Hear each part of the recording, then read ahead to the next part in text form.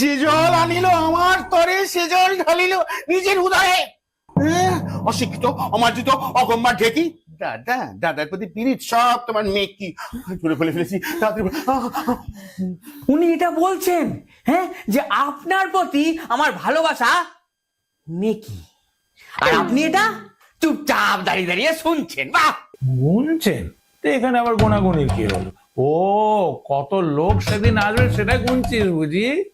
ওটা গুনছেন নয়, ওটা শুনছেন। শুনছে, শুনছে। হ্যাঁ, হ্যাঁ রে, আমার কানে শোনা নিয়ে কোন রকম কথা হচ্ছে না তো? না, আমার ছাদের তলে আমার অপমান কিন্তু আমি বরদাস্ত করবো না। তোমরা আমার বাড়ি থেকে বেরিয়ে যেতে পারো, না হলে আমি নিজে ঘর ধাক্কা দিয়ে সব কটাকে বার করে দেবো। বলছি জ্যাঠা মশাইকে কানে একটু কম শুনছে?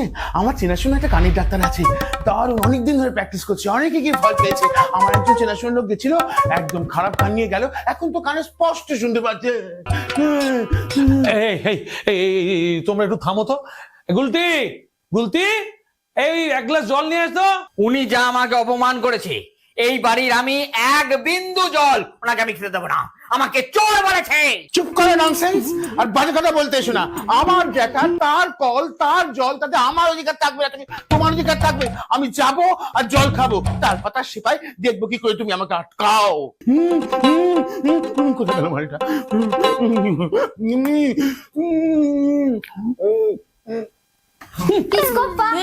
ওকে জল দিতে গেলে আমার দেহের উপর দিয়ে যেতে হবে। হাউ।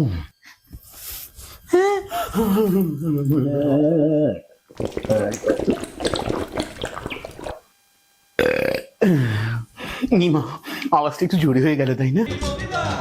কাটিয়ে ভগৎ কি বলতে পারো এরা কারা?